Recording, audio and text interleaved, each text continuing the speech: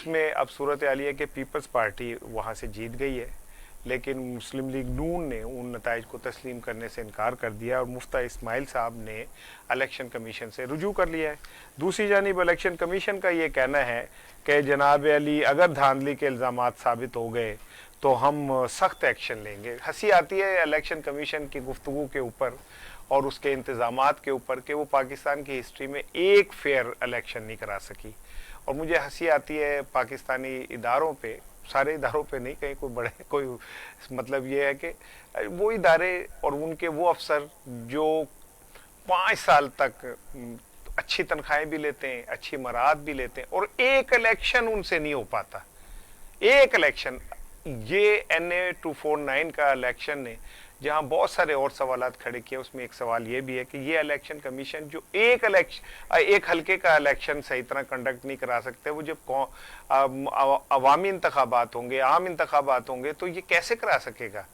फिर टर्नआउट भी इतना सुस्त और इतना कम है कि वो खुद इटसेल्फ एक सवाल है कि क्या लोगों को, क्या पाकिस्तानी अवाम को पाकिस्तान के इलेक्शन के अंदर दिलचस्पी ख़त्म हो गई है।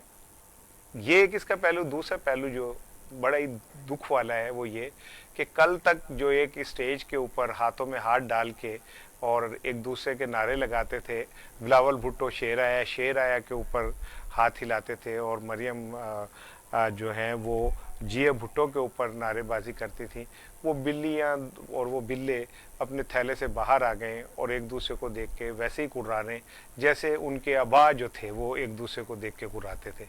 फ़र्क सिर्फ इतना है कि मोहतरमा बेनज़ीर भुट्टो खातून थी, अब उनका बेटा आ गया है। मियाँ नवाज शरीफ साहब जो थे वो मेल थे और अब उनकी बेटी जो है उनकी जगह पे आ गई है। सब ताश के पत्ते हैं जो फेंट लो तो कभी मलका ऊपर आ जाती है, कभी बादशाह ऊपर आ जाता है। पाकिस्तान का निज़ाम तो ऐसा कि इसमें कभी कभी ग़ुलाम भी ऊपर आ जाते हैं। आज इसके ऊपर गुफ्तगू करेंगे और मेरे साथ आज मेरे शो में मौजूद हैं एहसन ज़ियाद साहब, कालम निगार हैं, एंकर हैं और बड़ा अच्छा लिखते हैं। हामिद खान साहब हैं, पाकिस्तान के अच्छे तजिया निगार हैं और भारत के जो शोज़ हैं उनके अंदर भी बड़े पॉपुलर हैं, पाकिस्तान की बड़ी भरपूर नुमाइंदगी करते हैं। और प्रोफेसर नईम मसूद साहब हैं। नईम मसूद साहब जंग में कालम लिखते हैं और बड़े अच्छी गुफ्तगू करते हैं, ख़ुद भी बड़े खूबसूरत हैं, पंजाब के गबरू नौजवान लगते हैं। तो मैं तीनों को खुशामदीद कहूँगा। और सबसे पहले प्रोफेसर साहब, ये जो वोट को इज़्ज़त दो वाला मामला है, ये आखिर कब वोटर को और वोट को इज़्ज़त मिलेगी, कब सियासी जमातों में इतना ज़र्फ पैदा हो जाएगा कि वो इलेक्शन नताइज को तस्लीम करने लगे। बड़ा एकेडमिक सा क्वेश्चन राना साहब आपने रेज किया। जब तक आपकी पॉलिटिकल पार्टी इंस्टीट्यूशंस नहीं बनती तब तक वोट को इज्जत नहीं मिल सकती। अच्छा, अब आप सब पार्टियां अगर अपना अपना सच बना लेंगी और उस सच को तराशेंगी, उसी तरह फिर उसके मानने वाले उसी सच की पूजा परस्तश करेंगे, तो आप अगर कहें कि ये वोट को इज्जत है, ऐसी बात नहीं है। ये तो एक बात है। दूसरी बात ये है, अभी आपने जब ओपनिंग की ना तो आपने कहा अदारों को पे तनकीद की और बीच में कहा कि नहीं कुछ अदारे अच्छे भी हैं।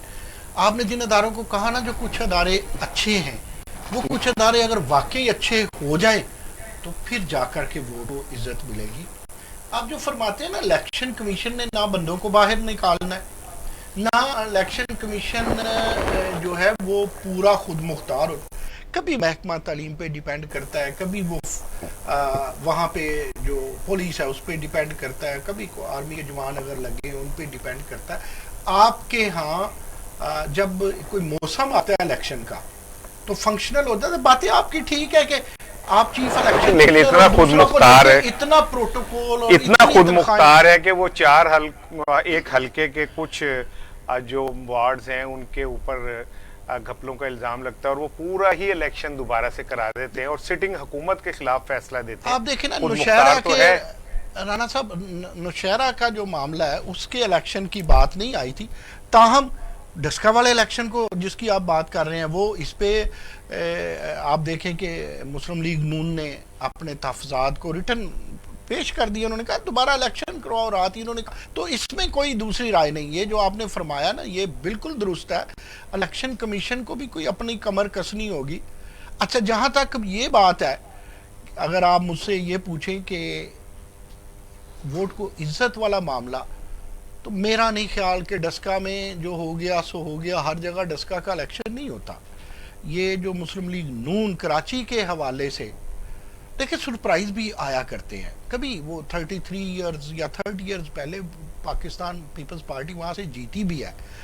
دوسرا یہ ہے کہ اس میں بھی کوئی شک نہیں ہے کہ وہاں پر حکومت ہے پیپلز پارٹی کی، تو اگر وہ جیت گئے ہیں تو آپ برداشت کریں. ویسے بھی مفتیٰ صاحب کی پارٹی تو الیکشن کے خلاف ہے، نہ انہیں الیکشن پسند ہے نہ حکومت پسند ہے. پتہ نہیں پھر کس ووٹ کو وہ کہتے ہیں عزت دے. جو میرا خیال ہے آخری جملہ میرا، وہ اسی ووٹ کو کہتے ہیں عزت دیں جو انہیں ملے. ٹھیک ہے. احسن پیپلز پارٹی کی جیت کوئی حیرت انگیز نہیں لگتی، یا آپ سمجھتے ہیں کہ پیپلز پارٹی کی وہاں اتنی ورکنگ تھی کہ وہ جیت سکتی تھی؟ مجھے پیپلز پارٹی کی جیت سے زیادہ حیرت انگیز طور پر جو مجھے نظر آیا وہ پی ٹی آئی کو لوگوں کے ووٹرز نے ریجیکٹ کر دیا. یہ بڑی ایک اہم بات ہے. اس الیکشن کو اور اس حلقے کے الیکشن کو میں پیپلز پارٹی کی جیت سے زیادہ اس کو ویٹیج دے رہا ہوں کہ پی ٹی آئی بری طرح وہاں پٹی ہے. یہ وہی پی ٹی آئی کے 2018 میں جو پوری سویپ کر رہی تھی، ہر طرف نظر آ رہا تھا. اور کراچی کے اندر تو آپ کو پتہ ہے انہوں نے اچھی خاصی پوزیشن خراب کی تھی پاکستان پیپلز پارٹی کی، اور ایم کے ایم کو اچھے خاصے جنی ہے وہ چنے چبوائے تھے ناکو.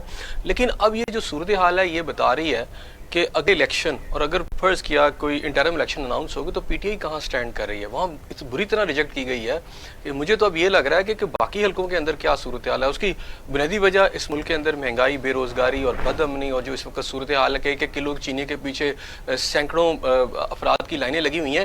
یہ وہ عوامل ہے جسے گورنمنٹ کو پہلے دیکھنا پڑے گا کہ یہ کیا ہو رہا ہے. دوسری بات یہ ہے کہ یہاں ایک جو نیا فینومینا سامنے آیا کہ دیکھیں وہ ایریاز جہاں پی ٹی آئی بڑی اسٹرانگ نظر آ رہی تھی، لگتا تھا کہ چونکہ یہ الیکشن جو ہوتے ہیں عام طور پر ضمنی الیکشن یہ تو ہوتے ہیں گورنمنٹ کے، تو وہاں پی ٹی آئی کا اس طرح پٹنا، اور دو پولیٹیکل پارٹی جو کہ پہلے پی ڈی ایم میں بھی اکٹھی تھی اور اپوزیشن جماعتیں ہیں، اچھا ان کے اندر ایک نئی ہائپ کریٹ ہوگی. ان کی آپس کی ہائپ یہ بتا رہی ہے کہ یہ الیکشن جو ہے یہ دوبارہ سے وہ دو پولیٹیکل پارٹیز کے درمیان جو جنگ اور ایک ہائپ کریٹ ہوتی تھی اور لگتا تھا کہ ملک میں دو ہی بڑی جماعتیں، یہ اس طرف ٹرینڈ جا رہا ہے. کیا آپ سمجھتے ہیں کہ مائنس پی ٹی آئی اب پاکستان کا کوئی پولیٹیکل سین بن سکتا ہے؟ دیکھیں اس وقت جو الیکشن، دیکھیں ایک حلقے سے آپ پوری طرح اندازہ تو نہیں لگا سکتے، لیکن ابھی ڈسکا کا الیکشن ہوا، پھر یہ الیکشن ہوا. ڈسکا میں تو نیک ٹو نیک ہارے نا جی، لیکن ایک ٹرینڈ تو آ رہا ہے نا، ایک ٹرینڈ تو آ رہا ہے. شہرہ سے بھی ایم این اے کی سیٹ تو جیتی پی اچھا ٹی آئی نے، ایک جگہ سے تو جیتی، لیکن میں یہ کہہ رہا ہوں کہ کراچی کے اندر صورتحال یہ نظر آ رہی ہے کہ دیکھیں 500 کا فرق ہے اگر اس کا ہے تو اس میں ایک تو بات یہ ہے کہ جو آپ نے ابھی شروع میں بات کی کہ کیا ہمارا الیکشن کمیشن الیکشن نہیں کروا سکتا، یہ بات تو ٹھیک ہے کہ واقعی وہ اس طرح الیکشن نہیں کرا سکتے جس طرح کے کروانے چاہیے، اور اس کو مکمل طور پر میں اسے ایگری کرتا ہوں کہ اس کو پورا الیکشن کمیشن اور اس کا سسٹم کو ریفارم ہونا چاہیے. ابھی آپ بائیو میٹرک کی بات کر رہے تھے، یہ ہم 2018 سے پہلے کا سن رہے ہیں، آج تک ہم بائیو میٹرک نہیں ہو سکے. تو بہت ساری جو دھاندلی کے لیکوناز ہیں یا جو لوپ ہولز ہیں ہم خود دیتے ہیں.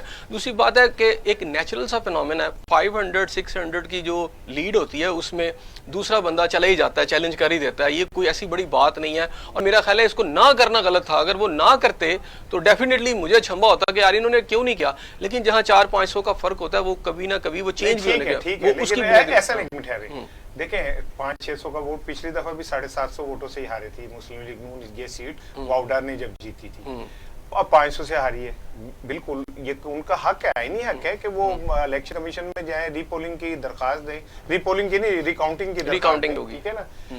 لیکن کسی پارٹی کے جو سربراہان ہیں ان کا یہ کہنا کہ جی بے ایمانی ہو گئی، دھاندلی ہو گئی اور شیر کا شکار اس طرح ممکن نہیں ہے، اور یہ اچھا اس میں ہم مغالطے میں رہے ہیں. اگر آپ کو مریم نواز صاحبہ کی ایک تقریر یاد ہو جب وہ کراچی گئی تھی اور بلاول بھٹو صاحب نے انوائٹ کیا تھا، وہاں انہوں نے واشگاہ پہ بعض میں یہ بات کی تھی کہ آج گورنمنٹ کے ساتھ ہم دونوں پارٹیاں اکٹھی ان کے خلاف جا رہی ہیں، لیکن ہم اکٹھے یہاں پوزیشن تو کر رہے ہیں، لیکن ہو سکتا ہے ہم ایک دوسرے کے آمنے سامنے بھی آئے تو ہم ڈٹ کے ایک دوسرے کا مقابلہ بھی کریں گے. میرا خیال ہے یہ کوئی ایسی چھمبے کی بات نہیں. ٹھیک ہے بالکل آپ ٹھیک ہے. میں اسی میں سے ایک سوال ہے حامد خان، آپ نہیں سمجھتے کہ دیکھیں یہ تو بات انڈرسٹوڈ تھی پہلے ہی کہ جب الیکشن ہوں گے تو نون پیپلز پارٹی اور نون لیگ ایک دوسرے کے مخالف کھڑی ہوں گی، اور نظریاتی طور پہ پولیٹیکلی وہ ان کا حق بھی ہے، لیکن یہ بھی تو طے تھا کہ ہم آئندہ پولیٹیکل ماحول ایسا بنائیں گے جس میں کشیدگی، الزام تراشی اور ایک دوسرے کے اوپر جو ہم ہجو کھینچتے ہیں، جو طنز بازی کرتے ہیں وہ نہیں کریں گے، بلکہ ہم ایک ہیلدی انوائرمنٹ دیں گے. وہ تو ختم ہو گیا پانی کے بلبلے کی طرح. آج بلاول نے جو جملے کہے کہ جی جو نون لیگ کے دوست ہیں انہیں چاہیے کہ وہ تسلیم کریں. انہوں نے تو یہاں تک کہا کہ پاکستان کے سب سے زیادہ سلیکٹڈ کون ہے, پہلا سلیکٹڈ کون ہے یہ بھی مجھے پتا ہے. پھر انہوں نے کہا کہ مجھے یہ بھی پتا ہے کہ پاکستان میں سب سے زیادہ دھاندلی کون جماعت کرتی رہی ہے. یہ تو سیدھی سیدھی فائرنگ ہو گئی. اور مریم صاحبہ نے بھی آگے جواب میں کہا کہ جو شیر کا شکار ہے ایسا ممکن نہیں ہے, اور یہ جو سمجھتے ہیں کہ ہم شکست مان لیں گے ان کی غلط فہمی ہے دس اینڈ دیٹ. تو وہ تو وہی 1990 والی, اور P T I us election کو ہار گئی. لیکن پی ٹی آئی نے ایک پولیٹیکل پوائنٹ ضرور سکور کر لیا کہ اس نے ان دونوں جماعتوں کو ایکسپوز کر کے آمنے سامنے بھی کھڑے کر دیا. بالکل رانا صاحب دیکھیں, میں اس کو 2-3 پوائنٹ آف ویو سے دیکھتا ہوں اس 249 کے الیکشن کو. ایک تو بات یہ ہے کہ جو مسلم لیگ نواز اور پی پی پی کا جو ووٹر پی ڈی ایم کی وجہ سے ایک شش و پنج کا شکار ہو گیا تھا, جب ان کو ایک دوسرے کو ڈیفینڈ کرنا پڑ رہا تھا, ایک دوسرے کے جب ان کے ماضی کے کلپس چلائے جاتے تھے ایک دوسرے کے لیڈروں کے, تو اس کی وجہ سے اس کے بعد اس کو کہا جاتا تھا کہ اب آپ مل کے بیٹھ گئے اور اب ان کے کیا جواب ہے. تو اب وہ اسی پوزیشن میں واپس دوبارہ چلے گئے ہیں جس میں انہوں نے جانا بھی تھا, اور بدقسمتی بھی ہے. میں اس کو اس طرح دیکھتا ہوں وہ جو بچپن میں ہم کھیلتے تھے, ہم کہتے تھے تو مارا پھر سے کھیل شروع کرتے ہیں. اس کا مقصد یہ کہ اب جو دونوں پارٹیوں کا ووٹر ہے وہ وہیں پہ اسی جگہ پہ سٹینڈ کر رہا ہے جہاں 80s اور 90s میں سٹینڈ کر رہا تھا. ایک دوسرے پہ الزام تراشی, ایک دوسرے پہ وہ سارے الزامات. ابھی آپ آگے دیکھیے گا, یہ پھر انہوں نے مشرقی پاکستان کے الزامات بھی لانے ہیں, پھر غداری کے بھی الزامات آنے ہیں, بڑے الزامات آنے ہیں. جیسے جیسے یہ اب ایکسپوز ہوتے ہیں, جیسے بلاول نے آج کہہ دیا کہ پاکستان کا پہلا سلیکٹڈ کون ہے, اور بدقسمتی سے ان دونوں پارٹیوں کی قیادت تو موروثی سیاست کا حصہ بنتے بنتے اگلی نسل تک چلی گئی ہے, لیکن ووٹر وہیں کھڑا رہے گا. ووٹر کے پاس وہی خطابات اور وہی باتیں آئیں گی جو 80s اور 90s میں تھی. دوسری بات یہ رانا صاحب, اہم بات یہ ہے, میں اس الیکشن کو کسی کی جیت نہیں دیکھ رہا, میں اس الیکشن کو جمہوریت کی ہار سمجھ رہا ہوں. جس الیکشن کا ٹرن آؤٹ 20% بھی نہ ہو, اس کا مقصد یہ ہے کہ عوام بنیادی طور پر جو ہے وہ مایوس ہو چکے ہیں اس سسٹم سے, اس حالات سے. اور میں کئی جگہوں پہ میں نے کئی پلیٹ فارمز کے اوپر یہ تجویز دی ہے کہ اگر آپ نے ٹرن آؤٹ بہتر لینا ہے, عوام سے بہتر رائے لینی ہے, تو ایک کھانا not of the Abu, none of the ابو لگا دیں, یعنی نوٹا جس کو کہتے ہیں. اور آپ دیکھیے گا کہ کئی جگہوں پر کئی حلقوں میں الیکشن جو ہے وہ ان کو دوبارہ کروانا پڑے گا, کیونکہ عوام کی اکثریت ان میں سے کسی کو بھی نہیں منظور کرے گی جو حلقہ لڑ رہے ہوں گے. ہمارے قارئین کو نا ذرا جو نوٹا ہے نا اس کا ذرا سمجھا دیں کہ وہ کیا ہے. اس میں جو ووٹر ہے اس کو ایک نیا حق دیا جاتا ہے. یہ بہت سارے ملکوں میں یہ پریکٹس ہو چکی ہے, جس کے اندر جب یہ جو پولنگ بوتھ کے اندر جب وہ جاتی ہے, آپ کے پاس ووٹر پرچی جاتی ہے, تو اس کے اندر جہاں سارے امیدواروں کے نام اور انتخابی نشان ہوتے ہیں, اس کے سب سے نیچے ایک ہوتا ہے, اگر آپ سمجھتے ہیں کہ ان سارے امیدواروں میں سے کوئی بھی آپ نہیں پسند کرتے, یا آپ سمجھتے ہیں کہ ان میں سے کوئی بھی اس اہل نہیں ہے کہ آپ کی اس حلقے سے نمائندگی کرے, تو وہ پرچی آپ کو یہ حق دیتی ہے کہ آپ نوٹا یعنی نن آف دا ابو, یعنی ان میں سے کوئی بھی نہیں کے اوپر مہر لگا دیں, اور اس کی کاؤنٹنگ علیحدہ ہوا کرے گی. اس کا نتیجہ یہ ہے, قانون یہ کہتا ہے کہ اگر نن آف دی ابو سب سے زیادہ ہو جائے گا, یعنی اگر 60% ووٹ ڈلا ہے اور 30% جو ہے لوگوں نے, حلقے کے عوام نے نن آف دی ابو کہہ دیا, یعنی ان میں سے کوئی بھی نہیں, تو اس حلقے میں الیکشن دوبارہ ہوگا. میں یہ جانتا ہوں, اور میرا خیال ہے کہ بہت سارے تجزیہ کار یہ بات سمجھتے ہیں کہ یہ ہمارے یہ جو پولیٹیکل پارٹیز ہیں یہ ان کے لیے سب سے بڑی تھریٹ ہے, ان کو سب سے زیادہ خطرہ ہے. کیوں کہ یہ ان کی پرفارمنس پچھلے کئی سالوں سے اس طرح کیا ہے کہ پاکستان کے اندر, عوام کے اندر اس حوالے سے بڑی مایوسی ہے. اور میرا خیال ہے کہ آپ دیکھیے گا کہ بہت بڑی تعداد میں لوگ کہیں گے, کیونکہ ٹکٹیں کن کو دی جاتی ہیں, الیکٹیبلز کو دی جاتی ہیں ٹکٹیں.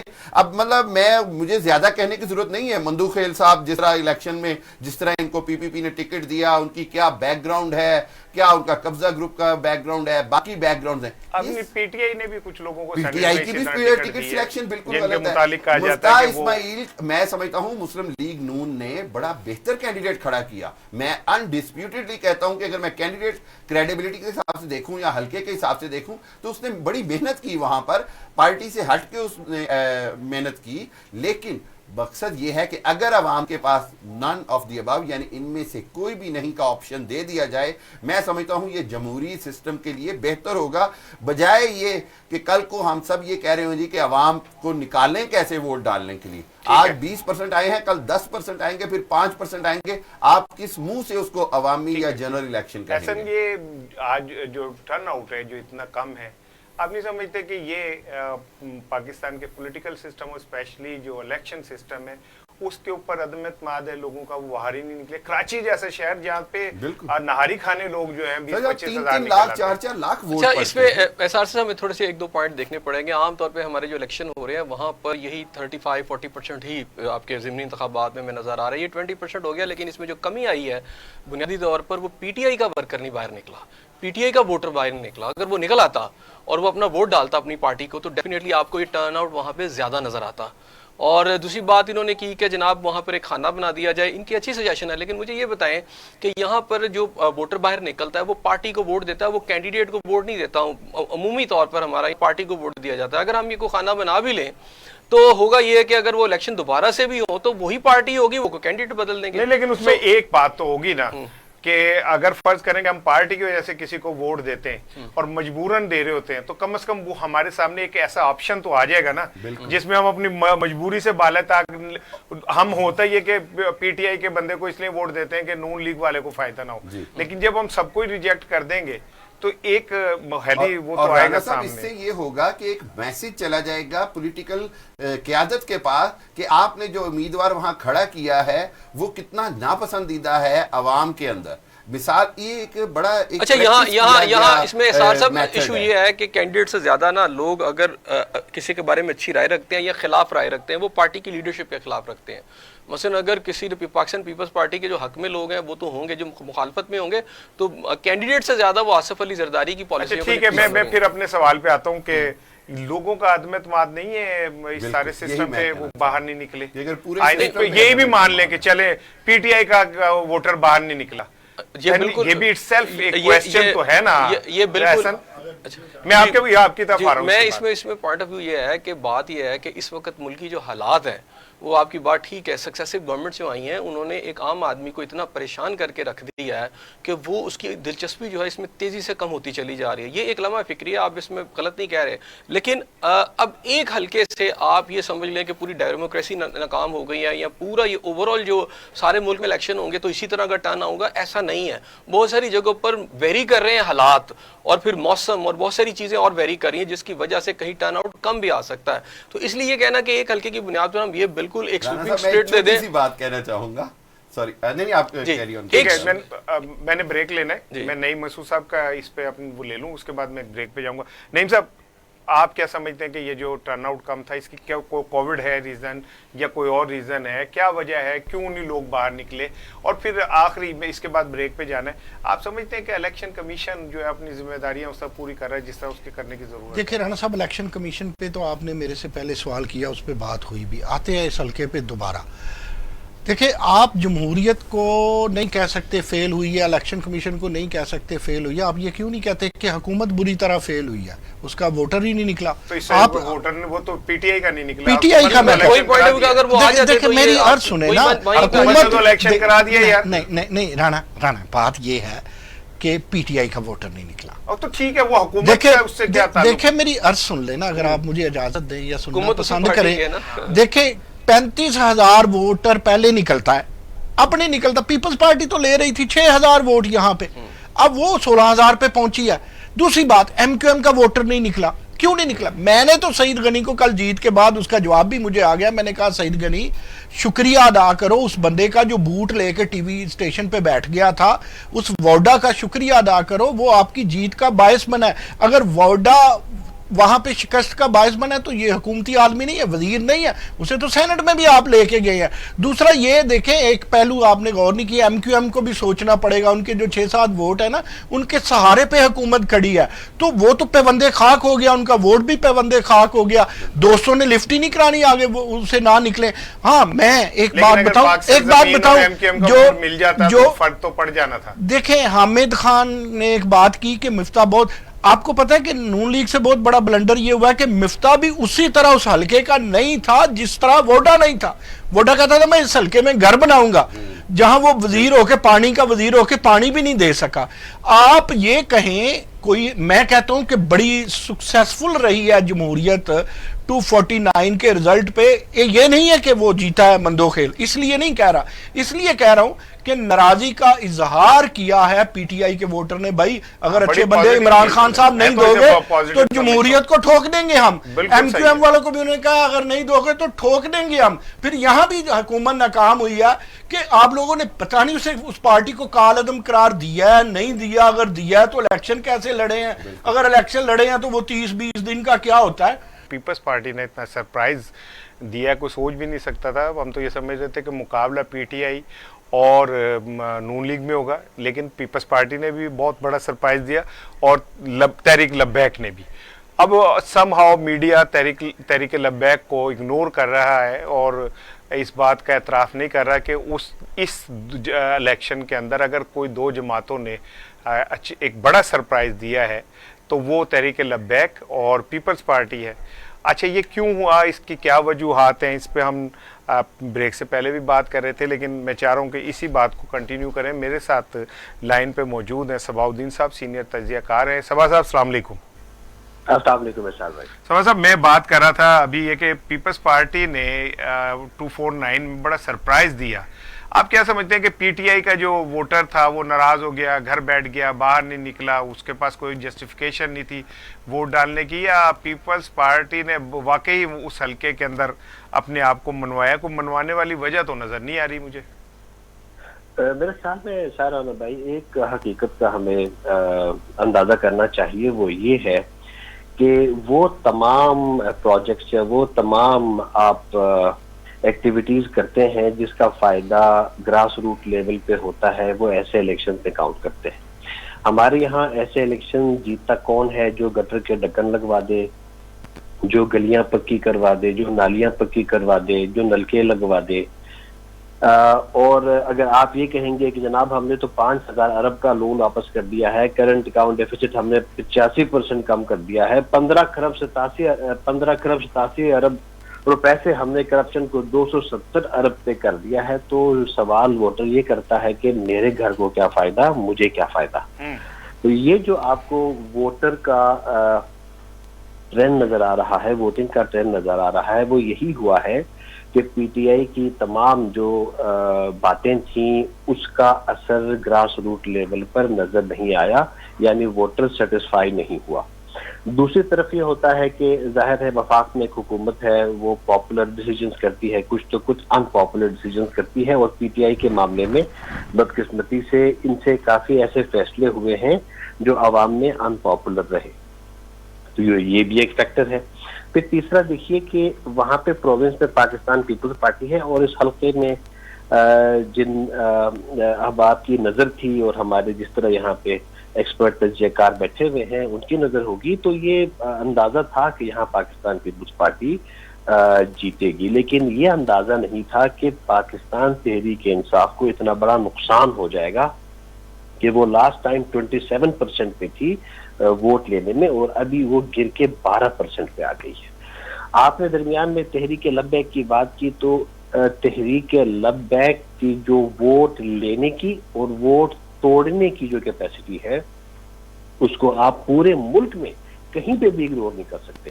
آپ نے پچھلے الیکشن میں بھی دیکھا کہ پنجاب میں تحریک لبیک کی وجہ سے ایک بڑی پارٹی کو کتنا نقصان ہوا, اور اچھے خاصے ووٹ انہوں نے لے لیے. تو اس حلقے میں بھی تحریک لبیک کا آنا یہ انڈیکیٹ کرتا ہے کہ ان کی پاپولیرٹی ہے, ووٹر ان کے لیے نکلے گا. ٹھیک ہے, تو یہ مختصر. ٹھیک ہے, میں نے ایک سوال اور کرنا ہے پھر میں آپ سے اجازت لوں گا. آپ کا ایک خط بڑا پاپولر ہو رہا ہے جو آپ نے بھارتی میڈیا اور بھارتی عوام اور بھارتی بیوروکریٹ اور اسٹیبلشمنٹ کے نام لکھا, اور اس میں بڑی تفصیل سے آپ نے بھارتی میڈیا کو ایڈریس کیا. اس کا کیا رسپانس ہے اور کیا خط میں کیا لکھا آپ نے؟ میں تو انگریزی ذرا میری کمزور ہے تو میں پورا پڑھ نہیں سکا.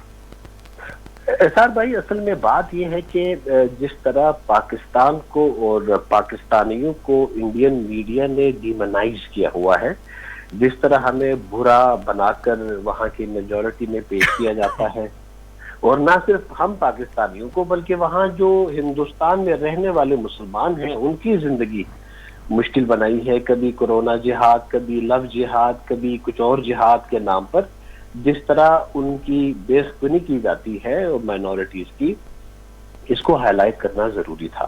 ہماری ہمدردیاں بحیثیت انسان ہونے کے اور انسانیت کے ناطے ہماری ہمدردیاں ان کے ساتھ ہیں. ان کے کیجویلٹیز پہ، ان کے استعمال پہ ہمیں بڑا افسوس ہے. لیکن یہاں پہ ایک چھوٹا سا سبق ہمارے لیے بھی ہے کہ وہ 3 ریزنز میں آئیڈینٹیفائی کر پایا ہوں جو ہندوستان میں اس کا وجہ ہے بنی ہے. ایک تو پولیٹیکل تھے جو بدقسمتی سے ہمارے یہاں پہ بھی ہے، یعنی پالیسی جو بنتی ہے اور اس کے ایکشنز میں ٹرانسلیٹ ہونے تک وفاق اور صوبوں کے درمیان جو ڈفرینسز ہوتے ہیں اوپینین کے، ایک تو وہ وجہ تھی. دوسرا وہاں پہ ریلیجیس وجہ تھی کہ انہوں نے اتنا بڑا جو اپریل میں کے دوسرے ہفتے میں جو کمبھ کا میلہ تھا اور جہاں پہ کوئی تقریباً 1 کروڑ یا 2 کروڑ لوگ تو ایسے ہی جمع ہوتے ہیں. دوسری وجہ یہ تھی. اور تیسری وجہ جو ہم پہ بھی اپلائی کرتی ہے وہ ہے کمپلیسنسی، یعنی ہم نے بھی احتیاطیں کرنا چھوڑ دی ہیں. ہم نے یہ سوچا کہ چلو فرسٹ ویو آ گئی تھی تو سیکنڈ ویو بھی ایسے ہی ہوگی. تو اس وجہ سے وہاں پہ بھی جو میں فگرز دیکھ رہا تھا تو کوئی 3,86,000 سے زائد ان کے فریش کیسز اور روزانہ کی بنیاد پر 3-4 ہزار لوگوں کی کیجویلٹیز ہو رہی ہیں. تو میں نے یہ ہائی لائٹ کیا اس خط میں اور اپنی طرف سے پاکستانیوں کی طرف سے ہمدردی کا اظہار کیا، ان کے لیے تعزیت لکھی، لیکن ساتھ ساتھ یہ بھی ان کو ان کے جو ہندو مت کے جو مقدس کتابیں ہیں اس کے اندر سے حوالہ دیتے ہوئے یہ لکھا کہ اگر آپ کسی کے ساتھ جبر کریں گے، ظلم کریں گے جیسے کشمیر میں ہو رہا ہے، تو اللہ تعالیٰ کا سنت جو ہے، قدرت کا سنت، نیچر کی جو لا ہے وہ ضرور عمل میں آتی ہے. اور تو اس پہ ان کو توجہ دینے کی ضرورت ہے. اور حاصل یہ تھا اس پورے خط کا کہ عوام کی جو وہاں پہ پبلک وزڈم ہے that is required to drive جو وہاں کی گورنمنٹ ہے، وہاں کی ملٹری ہے. اور بہت ہم نے خرچے کیے ہیں اسلحے کے اوپر، بہت خرچے کیے ہیں فوج کے اوپر، اور ہم پاکستان میں تو چھوٹا ملک ہونے کی وجہ سے مجبوری میں خرچے کیے ہیں. تو آئیے ہم یہ خرچے کم کریں اور انسانیت کی سروس پہ ان خرچوں کو لگائیں، بجائے کہ ہم ایک دوسرے کو نیچے دکھانے کے لیے ہم جو ہے لوگوں کا ٹیکس پیئرز کا پیسہ ہم ضائع کریں. بہت شکریہ صفاؤدین صاحب، بہت شکریہ. پروفیسر صاحب بریک سے پہلے آپ کی طرف ہی آیا ہوا تھا، وہ بیچ میں بریک آ گئی. اب میں کہہ رہا ہوں چلے انڈیا کے اوپر بھی تھوڑی سی بات کر لیں.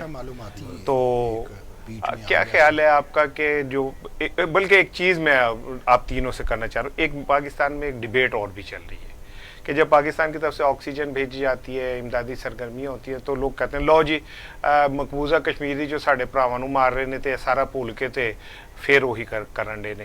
تو ہمیں کہاں اسٹینڈ لینا چاہیے؟ مقبوضہ کشمیر کو یاد رکھنا چاہیے یا انسانیت کو سامنے رکھنا چاہیے، یا ہمیں کہنا چاہیے کہ ٹھیک ہے آپ وہاں پہ برا کر رہے ہیں، یہاں آپ کے ساتھ برا ہو رہا ہے؟ پروفیسر صاحب یور ٹیک، پھر میں اس کے بعد باقی دوستوں سے پوچھوں گا. یعنی مجھے ابھی پہلے اس پہ آکسیجن والے پہ بات کرنی ہے یا جو وقفے سے پہلے آپ نے پوچھا؟ نہیں، پہلے آکسیجن پہ بات کرنی ہے. دیکھیں بات یہ ہے کہ کشمیر میں وہ ظلم کر رہے ہیں، اس میں کوئی شک نہیں ہے. جو آپ کا کویشچن ہے بڑا آبجیکٹیو ٹائپ کے، ہمیں انسانیت کو دیکھنا ہے یا کشمیر کو دیکھنا ہے؟ اٹ صرف کشمیر کو دیکھنا ہے، انسانیت کو دیکھنا ہے، اور انسانیت کو ہم نے پورے بھارت میں، پوری دنیا میں دیکھنا ہے. دیکھیں محسن انسانیت کہا جاتا ہے حضرت صلی اللہ علیہ وسلم کو، تو اس میں انسانیت کو ہم فراموش نہیں کر سکتے. میں تو پھر اسلامک سوشلزم کا قائل ہوں. تو ہمیں وہاں پہ جو بھارت کے لوگ ہیں جو ان کے ہم جتنی مدد کر سکتے ہیں ہمیں اس کی کرنی چاہیے. ہاں جب وہ ہماری طرف ویسے آتے ہیں تو پھر اینٹ کا جواب پتھر سے دینا چاہیے. یعنی وبا کے دور میں میرے منین کیا خیال ہے آپ کا کہ ہمیں کیا کرنا چاہیے؟ دو رائے ہیں کہ جی وہ چونکہ مقبوضہ کشمیر میں ہمارے بہن بھائیوں کے ساتھ ایسا کر رہے ہیں تو ہمیں ان کی کوئی ہیلپ آؤٹ نہیں کرنا چاہیے. اور آپ نے جو بات کی ہے بے شک جو اسلام ہے وہ فلاح کا مذہب ہے اور انسانیت کی فلاح کی بات کرتا ہے، لیکن یہاں یہ سب سے پہلے یہ بات کی جاتی ہے کہ خیرات سب سے پہلے اپنے خواہش و کارت میں دو، وہاں کوئی کمزور ہے اسے دو، رشتہ داروں میں دو، اور پھر ہمسایوں میں اور دیگر، پھر عام لوگوں کی طرف جاؤ. جہاں آپ کے مسلمان بھائی کشمیر میں آپ کی بچیاں، آپ کی عورتیں، آپ کے بوڑھے، آپ کے جوان انتہائی ظلم و جبر کا ان کے ساتھ حال کیا جا رہا ہے، اور اس کورونا کے اندر تو ان کی تکالیف پہلے سے بھی کئی گنا ملٹیپلائی ہو چکی ہے. وہاں تو پرسان حال ہی نہیں رہا. اب وہاں ان کے ساتھ کیا ہو رہا ہے؟ ان کی ایک جینوسائیڈ وہاں پہ ہو رہی ہے, بڑھ رہی ہے, اب وہاں تو آواز نہ اٹھائیں اور آپ کو ساری انسانیت کا دکھ ہے, تو میرا خیال ہے یہ افسوسناک پہلو ہوگا. آپ ضرور ان سے کریں, لیکن اس سے کہیں زیادہ اونچی آواز میں آپ ان کو جا کے یہ کہیں کہ یہ کشمیر میں ظلم بند کریں, یہاں پہ جو کچھ ہو رہا ہے اس کو بند کریں. جیسے صباؤدین نے آپ نے اگر کوئی امداد کرنی ہے تو پہلے کشمیریوں کو کریں, جو آپ کے اپنے لوگ ہیں اور جو اتنے عرصے سے ظلم کی چکی میں پس رہے ہیں.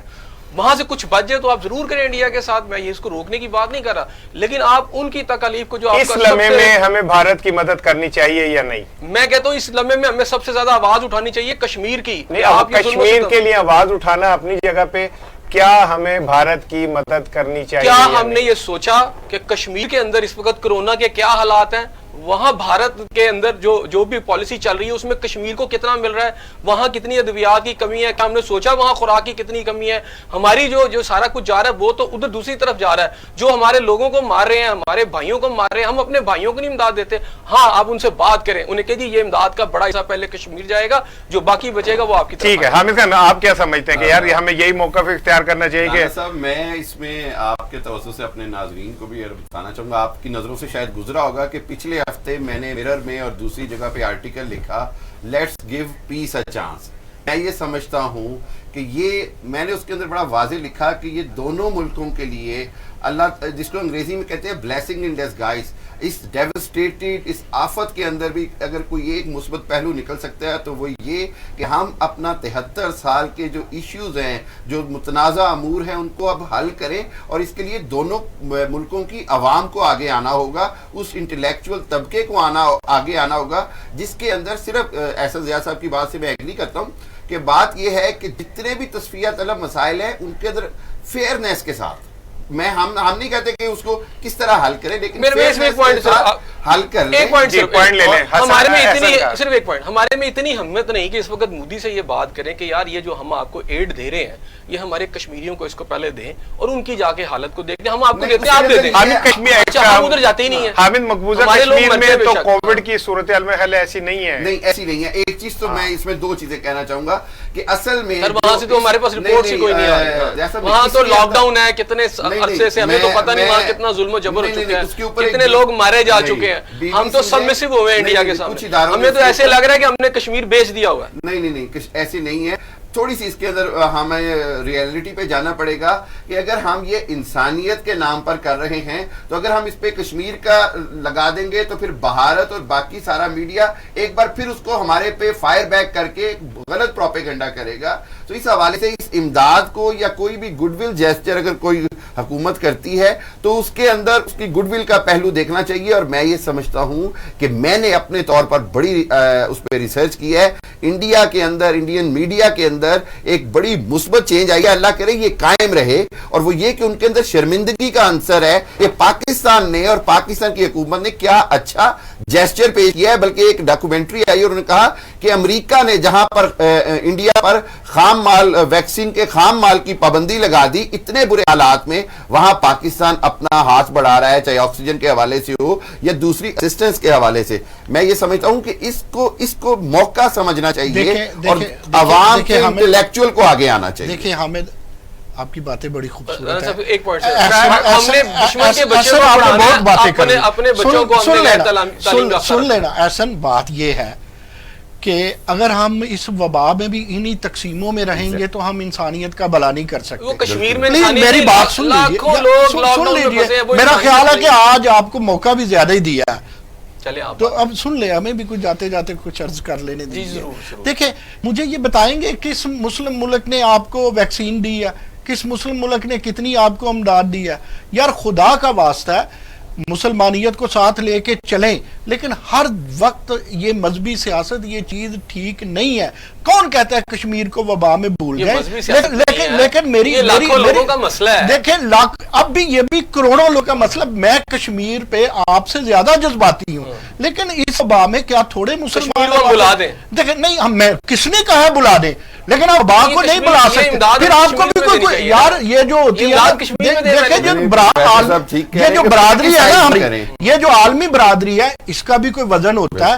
آپ مسلمانوں نے وہ پھر ہمارا ایک سینئر کہا کرتا ہے کہ سوائے منجی ڈسکور کے مسلمانوں نے کیا کیا, ہر جگہ اسلام کو لے لیکن اسلام کی تعلیمات کو لے. اسلام کا مطلب یہ ہے پریکٹیکلی آپ کیا کرتے ہیں, خالی نعروں کا, خالی دینے کا, خالی شہرات کہنے کا بات نہیں. ابھی آپ اپنا تو میں یہ نہیں کہتا, میں تو کہتا ہوں چلے گن لے کے آپ چلے, میں بھی چلتا ہوں, لیکن آپ یہ نہیں کہہ سکتے کہ پورے عالم سے آپ کٹ جائیں. کوئی آپ کو کیا دیتا ہے یار. میں کہتا ہوں ویکسین اگر بنتی ہے, اگر انڈیا نے بنائی بھی ہے, آپ کو ضرورت پڑتی کل وہ آپ کو دے بارڈر کے ٹھک کرتی, وہ آپ چائنا جہاز بھیجتے ہیں, وہ لے کے آ جاتے ہیں, امریکہ آپ کو دیتا نہیں ہے, روس آپ کو دیتا نہیں ہے.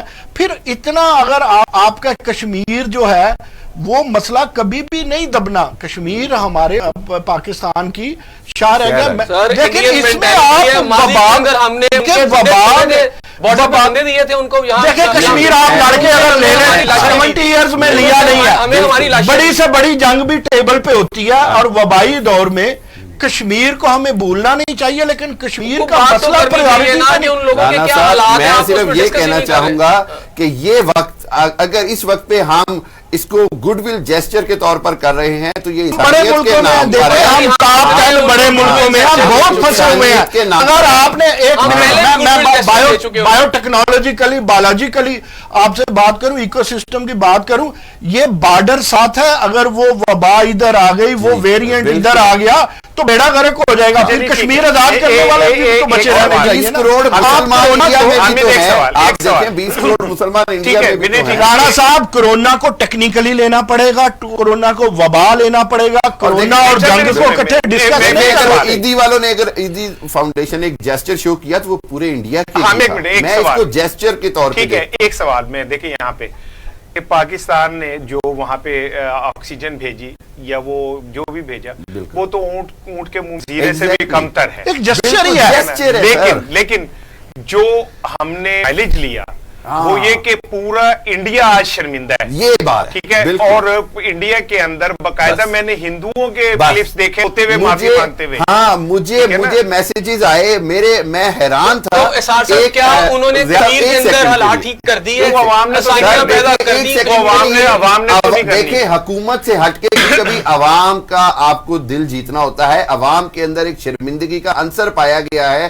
جنہوں نے یہ دیکھا انہوں نے ایکسپیکٹ نہیں کیا تھا کہ عوام پاکستان کی پبلک نے انڈیا کے ساتھ ہمدردی ظاہر کی ہے انسانیت کے نام. میں حکومت کی بات ہماری اپنی پالیسیاں بدلتی رہتی, ہماری اپنی پالیسیاں بدلتی رہتی ہیں. دباؤ عمران کشمیر کی پالیسیاں بدلتے رہتے ہیں. اگر مودی کبھی اپنی پالیسی بدلے گا یا انڈین گورنمنٹ کوئی بھی آنے والی بدلے گی تو وہ عوام کے دباؤ پر بدلے گی. اور اس طرح کا اچھا جیسچر جو ہے وہ آنے حکومتوں پر آپ کے خیال میں یہ اس جیسچر سے کیا کشمیر کے حالات وہ ٹھیک کر اس کے بغیر بھی نہیں ٹھیک ہونے. آپ نے ماضی میں ان کے بندے چھوڑے بارڈر پہ, انہوں نے آپ کو اس کے ریورس میں لاشیں دی. نہیں ایسے نہیں ہوتا. آپ نے ایک ایسا بات بڑی اچھی کی, اصل جو بات آپ کی کریڈیبل تھی وہ یہ تھی کہ ہماری حکومت کشمیر کو بھول گئی ہے. اس بات کو میں مان دوں, آپ کی تو حکومتوں کی پریورٹی کشمیر کے حوالے سے بدلتی. آپ نے کشمیر کے حوالے سے کبھی عدم اعتماد کی تحریک پیش کی ہے قومی اسمبلی میں؟ یہ بات ابھی یار انسانیت کو انسانیت کے نام. عامر خان بہت شکریہ, نعیم مسعود صاحب بہت شکریہ.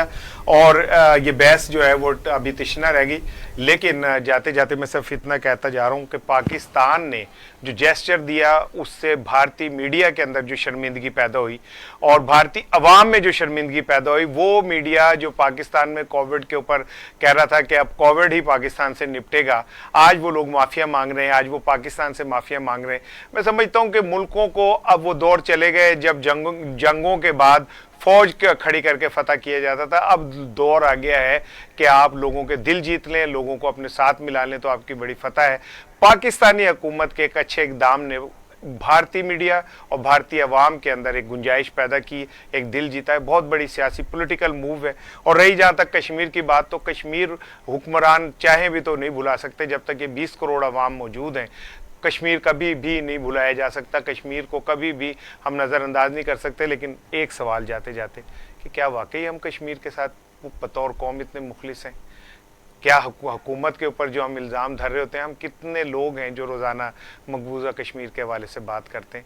ہم خود بھی تو بھولتے جا رہے ہیں. اپنا خیال رکھیے گا, انشاءاللہ کل ملاقات ہوگی.